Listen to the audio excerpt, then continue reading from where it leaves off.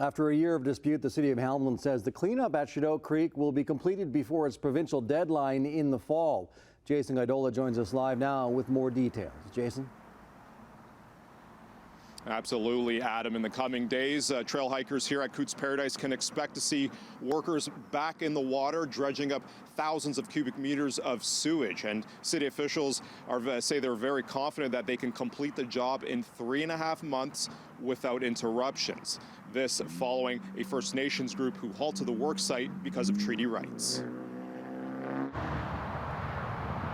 This empty area by Chedoke Creek is still gated off, but machinery will be returning soon as city workers prepare to finish the job of removing toxic sewage in the water.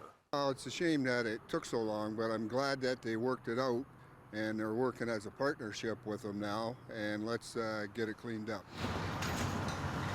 After a year of dispute and negotiations with First Nation consultation, the City of Hamilton's Water Division says crews will be back on the job on July 17th. Where dredging will resume along the creek between the bridges at Kay Drage Park and the Desjardins Trail. The aim of the targeted dredging is to restore the impacts of the 24 billion litre raw sewage leak that occurred between January 2014 and July of 2018. Our engineering estimate is that we're looking to remove just over 11,000 cubic meters of sediment. Could be around 22,000 tons in dry weight. Waterhead Nick Winters says most of the early work will be clearing out debris like rocks and trees from the water.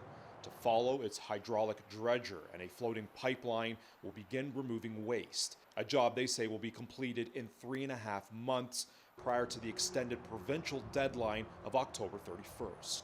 The $6 million initiative was delayed last summer after the Haudenosaunee Development Institute halted the work site, saying they were exercising their treaty rights to the area. Disruptions prompted contractors to pull operations due to safety concerns, and the Haudenosaunee-led group called for proper consultation when negotiating environmental monitoring. Ontario's Ministry of Environment granted an extension, and the controversy was settled in the spring.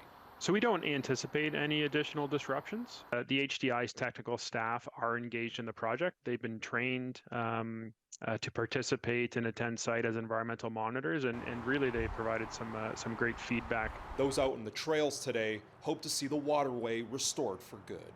The smell here was awful. I remember riding over the bridge, and it was a terrible smell. I guess it's nice to see it being cleaned up. It won't smell so bad down here.